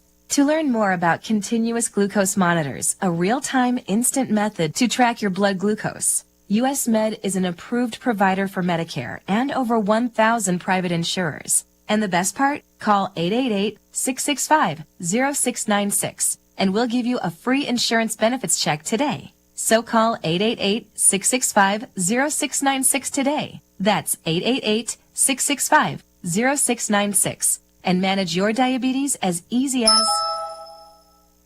Hi there. Surprise. 30 for 30 presents Booyah. Can I get a witness from the congregation? You can't stop authenticity. Booyah! Stuart was exactly like you saw him on camera, off camera. He dialed it up 10%. Can you imagine the impact of young black boys and girls looking at that going, I feel seen? He changed the culture. He changed sports. Stream Booyah right now on the ESPN app.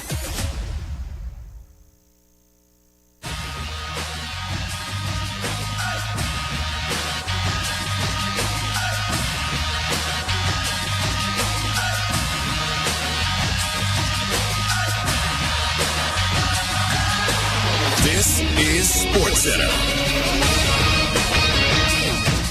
I'm Ed Benkin. There is football and basketball on this Christmas Day. We start with the NFL, where Minnesota, the Vikings lead the Lions in the second quarter, 7-0. Detroit has fumbled twice, with the first leading to the Minnesota touchdown. Earlier, Dak Prescott threw 2 touchdown passes as the Cowboys defeated the Commanders 30-23. Coming up later tonight, it'll be the Chiefs and the Broncos from Kansas City. Jaguars cornerback Jordan Lewis will miss the remainder of the season. He will have foot surgery and has been placed on injured reserve. To the NBA, where the Spurs appear to have the Thunder's number this season. 6 to shoot, around the Cornet screen. Fox on the foul line, around but out, but Keldon Johnson, a clutch and monster two-hander off the miss. That call on ESPN Radio, San Antonio wins in Oklahoma City 117-102. That's 3 wins by the Spurs over the Thunder this season. Earlier, the Knicks rallied from a double-digit deficit to defeat the Cavaliers 126-124. Jalen Brunson had 34 in the win. Dallas and Golden State are just underway. Coming up later, 2 more games of the NBA schedule.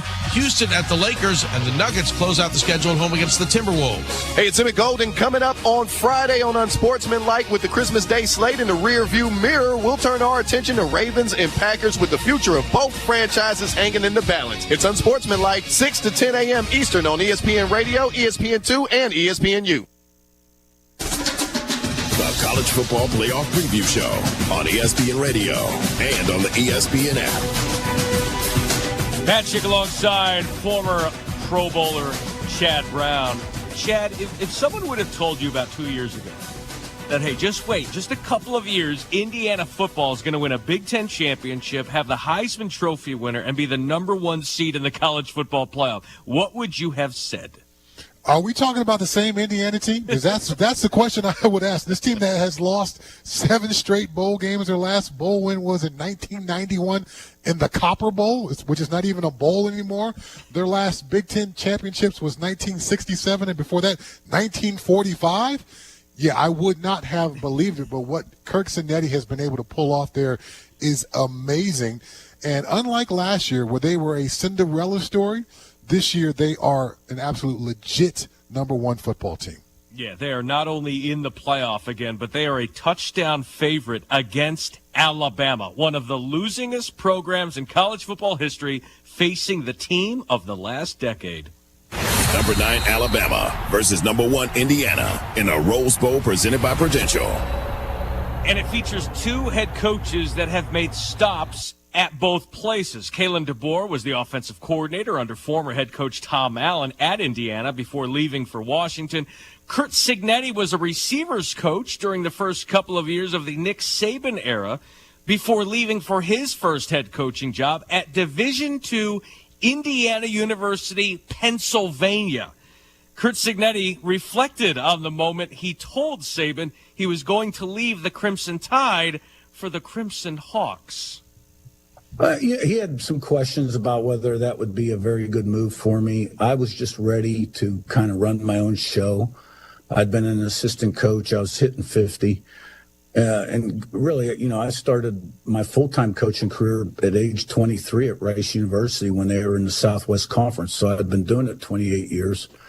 And I was just ready for something different. And, I respected his opinion, but, I decided to make the move. I can't say there weren't many mornings early on where I wondered what I did because it was such a tremendous radical change. But at the end of the day, it prepared me for where I am today. Curt Cignetti bet on himself, and he placed his money correctly. Eventually went to James Madison, then to Indiana, back-to-back playoff appearances, the program's first outright Big Ten championship in 80 years. Chad, what's impressed you the most about how Curt Cignetti has turned this around so quickly? Well, we've seen with another team here this weekend, Texas Tech, where the driving factor was money. But for Indiana and Curt Cignetti, it was hard work. It was being a football nerd. It was taking all this massive experience that he had and all this confidence that he had. You want to find out about me? Google me. All I do is win. So those kind of statements, that cockiness, you bring that together with that inner football nerd that he has, it ends up being a tremendous success at Indiana. It's a great story. He brought a lot of players from James Madison with him to Indiana. Those guys are playing critical roles for this Indiana football team that's #1 in the nation. So he's taking players from a lower level, develop them skill-wise, develop them physically so they can play at the upper levels of college football. He's a tremendous coach. He does a great job keeping his staff together. There's a lot of consistency on his coaching staff. So he's done it the old-fashioned way with hard work, grinding at it, not just taking money and trying to buy himself a championship. And it's one thing to get kids to transfer. It's another to evaluate properly as well. Think about Curtis Rourke at quarterback last year, and then Fernando Mendoza from Cal this year goes on to win the Heisman Trophy. On the other side, Kalen DeBoer got his first head coaching job at another small school, his alma mater, Sioux Falls of the NAIA, 20 years ago. Eventually found his way to Indiana as the offensive coordinator in 2019 before becoming the head coach at Washington and now Alabama. DeBoer said his path helped prepare him for this job and this moment. I wouldn't trade it for the world. I think there's things that you do that give you an appreciation for the moment you're in. Have an opportunity to be here at Alabama. But I also think there's moments that you go through. I mean, with the playoffs the way they are, and us having to go 4 rounds, been through that many years, whether it was as an assistant or as a head coach, going back to Sioux Falls days, and then I think building a staff and having the network and the contacts has helped me surround people with a lot of knowledge, but also the right type of people to help lead you. Especially in today's day and age of college football and building a team. And, I think all of it goes into just being built for these moments that come. But I've been really blessed. I've been blessed to be around a lot of great coaches who have mentored me along the way, that I've taken things from to be able to be successful in the moments that we're in now. Kalen DeBoer entered this season following a 9-win season, which at Alabama is completely unacceptable following the Nick Saban era. There was even some talk going into the first-round game against Oklahoma that if he lost, maybe he'd look elsewhere. Maybe he'd leave for the Michigan job. Now here he is, Chad, 2 wins away from playing for a national championship. How's he done it? He's done it by being unafraid of following the legend of Nick Saban, by trying to carve his own path. And, of course, it's the standard at Alabama is incredibly high, so you always have to admire somebody who's willing to put himself in that difficult situation. And to emerge now in year 2 as a team in the college football playoffs, I think he's done a tremendous job. It's impossible to meet the standard that Nick Saban has set. You can only be yourself. And so for Kalen DeBoer to round himself, hopefully for Alabama fans, into Saban-esque fashion, that would be tremendous. But right now, the first 2 years, he's done a great job, and he's got his team in the playoff picture. I would think from an Alabama fan perspective, those more reasonable fans' perspective, they are getting all that they could ask for from this guy right now. And he's in a role that was unfamiliar during the Nick Saban era at Alabama, which is the underdog role. Kalen DeBoer, 10-4 as a head coach, as an underdog. Here's Roddy Jones on what it will take for Alabama to pull off the upset. They're going to have to play more clean down the stretch. A lot of drop passes for Alabama today. There were a lot for Oklahoma as well. It was a little bit sloppy. Special teams have to be better. They punted the ball. Alabama did terribly. But the big thing is that defense is going to have to tackle in space against this Indiana team. They've got excellent skill positions on the outside. And at times, Alabama was let down by their tackling in space. So the ability to do that, affect Fernando Mendoza, can you find some run game? All of that's going to go into it. But for this defense, getting pressure and tackling in space is going to be big. This will be the first meeting between Alabama and Indiana. The winner will face either Oregon or Texas Tech, 2 teams who are playing for only the 4th time in their history.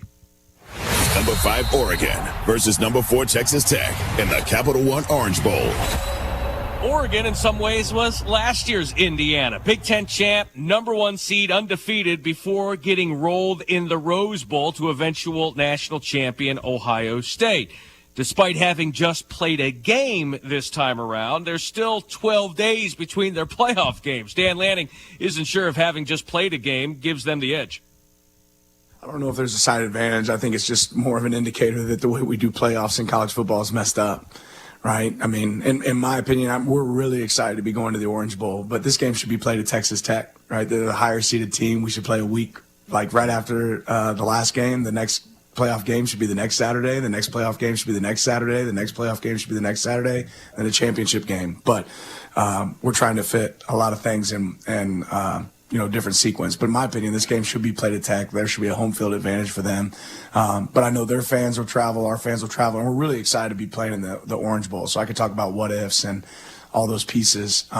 There's definitely a skill and an art to making sure that your team's prepared when you have long breaks. And I think that was clear last year. Certainly it'll be clear now. You got a little bit more time to prepare for this game, but a little bit different than the last one. And that's the other part that doesn't make really a lot of sense, is the sequence of days in between each game and each playoff. There's just not really a rhythm. And for us as a coach, it's about how do you create that rhythm? How do you challenge yourself to say, okay, how can we keep things the same as much as possible for our players? And it's tough when you have big gaps and big breaks like that. Coaches love routine. They're creatures of habit. They're certainly getting out of routine here with this schedule here. But, Chad, you wonder how last year's outcome in the playoff will impact this team's approach entering the round they got bounced in last year. Well, I think it's more than just this week's approach. I have to imagine it started as soon as that game was over last year. You're number 1 going into that Rose Bowl last year against Ohio State, and you get defeated 41-21. That's that motivating game. when I was at Colorado Buffalo, the year before we won a national championship in 1990, we lost the Orange Bowl to Notre Dame, our opponent the next year where we won a national championship. We weren't quite ready for the stage. We had a number one seeding. We were the number one team in the country, but we really hadn't been challenged. We hadn't been toughened all year. And I saw last year's Oregon team in that same kind of lens versus this year now. They've had a chance to experience some adversity.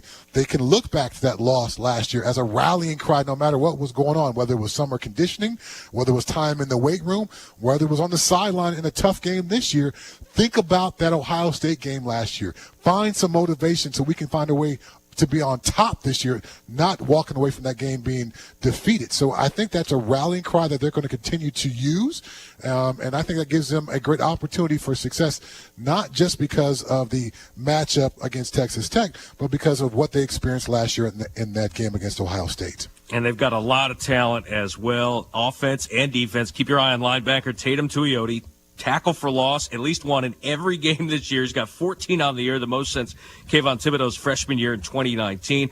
Oregon playing in their 5th college football playoff game. Texas Tech making its CFP debut. Joey McGuire and the Red Raiders coming off a Big 12 championship. And we talked about talent. This game features 14 players in the top 10 in their respective positions on Mel Kiper Jr.'s latest position rankings. Also, 3 players are ranked in the top 10 of Kiper's overall prospect rankings, including Oregon quarterback Dante Moore. The Red Raider head coach knows he's as good as they come. This quarterback's special. I mean, if he decides to come out, he's probably the number one quarterback taken in the draft, him or the Indiana kid. But he's really good. So we've got to put some pressure on him, and we've got to do a good job of stopping the run to get to do that. Texas Tech has a player that's also ranked in Kiper's top 10 overall, Chad. It's pass rusher David Bailey, the transfer from Stanford, part of that $7 million investment on that defensive front that has provided huge dividends this season. Massive dividends. If you can talk about David Bailey, you also got to talk about Jacob Rodriguez. These guys are elite in their gap control, therefore stopping the run. They generate a lot of negative plays, and they can get after the quarterback as well. So this Texas Tech front is going to make life very difficult for Oregon, but Oregon's got some answers as well. They've got some blocking tight ends. They're probably some of the best blocking tight ends in all the country that really enable them to run off tackle and run outside. They got an offensive line that can move the pile as well. So this week's of matchups, we talked about the rock fight between some of these other teams this week. This is also going to be a tremendous rock fight. And if you love defensive football, as I do, former linebacker, I can't wait to see how Texas Tech's front deals with Oregon's complex blocking schemes up front.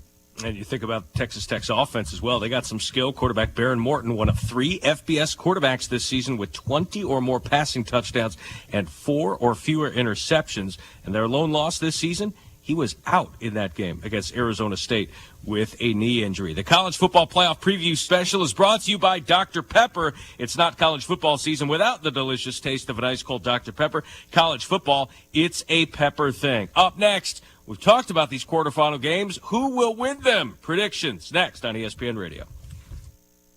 Evan Canty and Michelle are unsportsmanlike. Aaron Rodgers is an all-time great. Mike Tomlin is an all-time great. Pittsburgh is a tough place to play in the postseason. Believe me, I've done it. If their offense can maintain this level of play, can upset somebody in the postseason. Every single year we see it. A team that is hovering around 500, it get hot, and they ride that wave to a deep playoff run. Unsportsmanlike. Weekday mornings starting at 6 Eastern on ESPN Radio and on ESPN2. How are you? My name's Scott Van Pelt, host of SV Pod, along with my partner in crime, Stanford Steve. What do we talk about mostly on the podcast, Steve? Sports. Some. Parenting. I feel like that comes up a lot. I feel like most recently I've needed some help because I feel like my shortcomings there are evident. It's life stuff, relatable content. It's fun. It's just 2 bald-headed goons just talking about nonsense a lot in a crowded podcast space. There's that one. We're here. Here we are.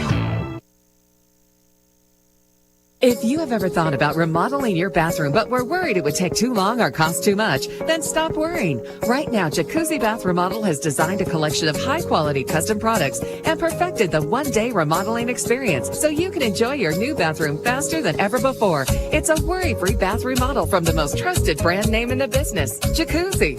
A jacuzzi bath system fits in your existing tub space. It's a no-mess installation with an amazing style selection, factory-certified installers, and a limited lifetime warranty. Call 800-717-4599. That's 800-717-4599 right now and get 50% off installations with no interest and no payments for 12 months. Replace that old bathtub today with a walk-in shower for a safer bathing experience. If you have lived in your home for over 15 years, it's time to remodel your bathroom. For a virtual or in-home appointment, call 800-717-4599. That's 800-717-4599. 800-717-4599. ACC Network, your home for ACC women's basketball. Stars are getting merged, and that's what you're going to see. So many teams got talent back, so many new faces. And I don't think the product's been any better in the ACC than what it is right now. For three, here I come. It's going to be massive, and it's just great for basketball fans. So many good matchups. It doesn't get much better than this, does it? It does not. ACC women's basketball, all season long on ACC Network. The Hoop Collective Podcast. If you went in a lab and created the ideal person to be a scoring machine in the NBA, you would spit out Kevin Durant. The Hoop Collective Podcast. Listen on the ESPN app or wherever you listen to podcasts.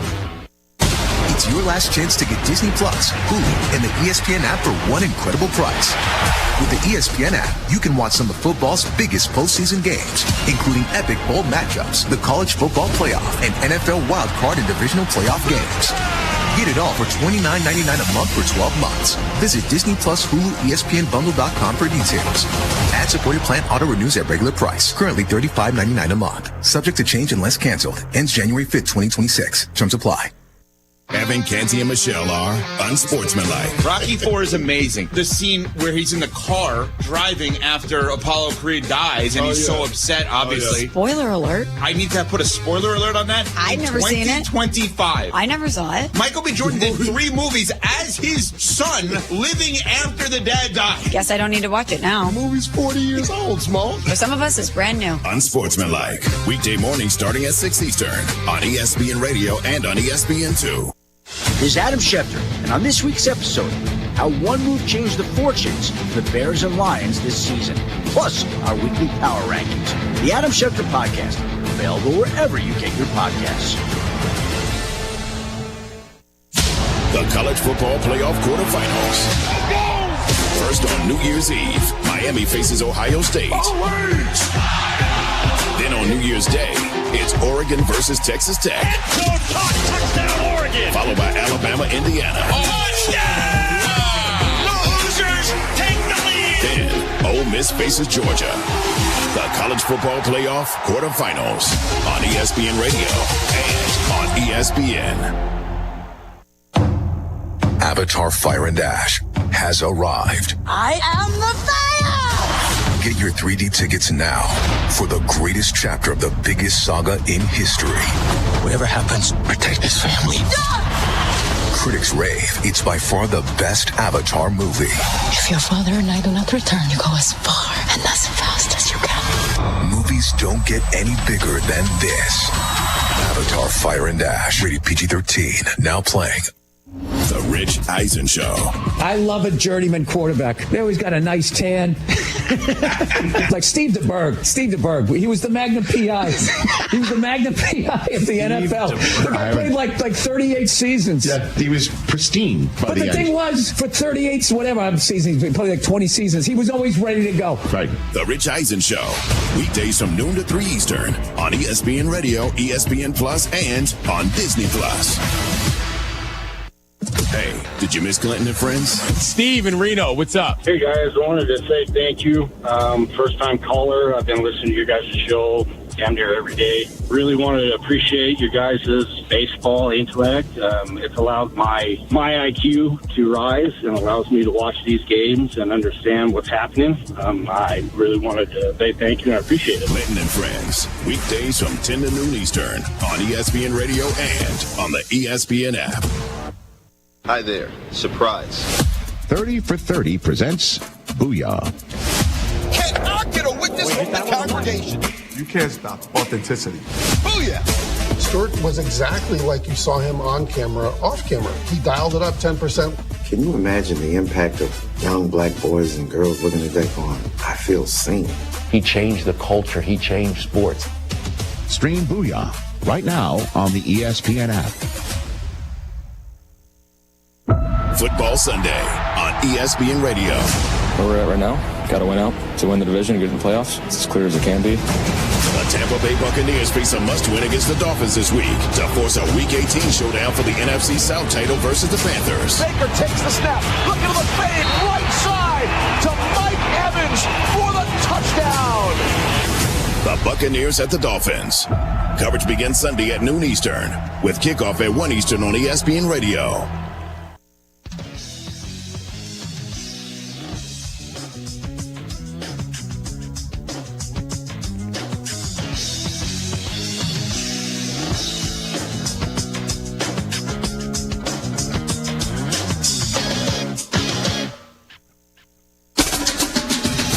Football Playoff Preview Show on ESPN Radio and on the ESPN app. Matt Schick alongside Chad Brown. We have analyzed, we have dissected, we have broken down all of the quarterfinal games. We'll make some predictions here in a moment. Before we get to them, a reminder that all four teams with byes last year lost their first game in the college football playoff. Those teams trying to pretend like it never even happened. It's brought to you by ServPro, the number one choice in cleanup and restoration. All right, time to put our money where our mouth is with these predictions. Your money, your move, brought to you by Robinhood. Trade all in one place. Let's start on New Year's Eve. Number 10 Miami versus number 2 Ohio State in the Goodyear Cotton Bowl Classic. Ohio State, the reigning national champs. Jeremiah Smith, Carnell Tate, so many weapons. Julian Sayin, a Heisman finalist. And here's old pesky little Miami with NFL talent all over the board and a very experienced quarterback in Carson Beck. Chad Brown, who wins? I believe that Miami's defense is absolutely legit, and they will make things difficult for Ohio State early. But as the game goes along, Julian Sayin and Ryan Day will figure things out. They'll go with their quick strike game. They'll get the ball to Smith on the outside. So that will be something offensively for Ohio State. And then defensively, Ohio State's defense may be the single best unit in all of college football.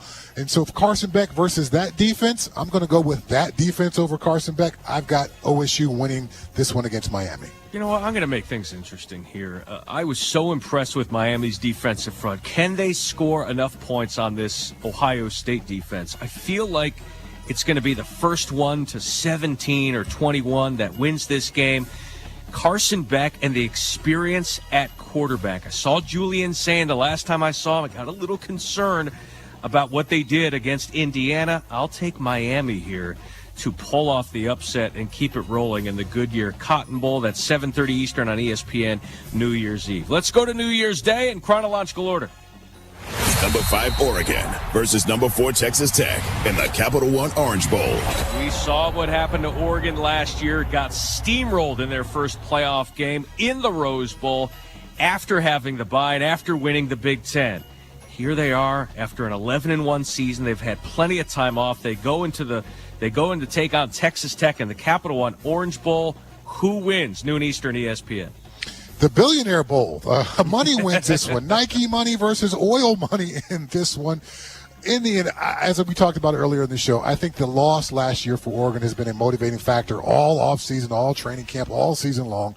They're not going to allow not going to allow that to happen to them again. And then Dante Moore, he's such a special player. I know Texas Tech brings an elite brand of defense, particularly up front, into this game. But I think Dante Moore will make those 2 or 3 critical plays and critical moments that'll get Oregon a close win in this one.